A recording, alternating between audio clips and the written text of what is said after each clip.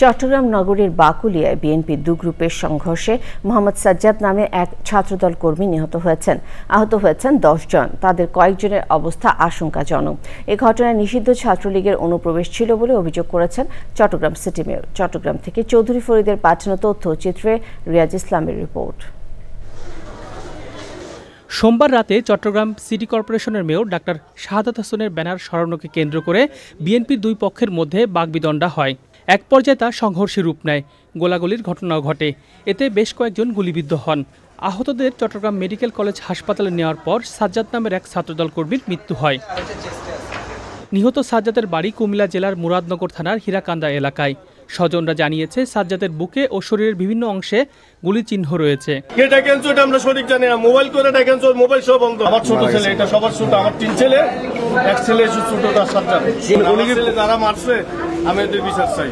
আহত কয়েকজন আশঙ্কাজনক অবস্থায় চট্টগ্রাম মেডিকেল কলেজে চিকিৎসাধীন রয়েছেন। হতাহতদের দেখতে হাসপাতালে যান Chittagong city mayor doctor Shahadat Hossain. ঘটনায় জড়িতদের গ্রেপ্তার ও শাস্তি দাবি করেন তিনি।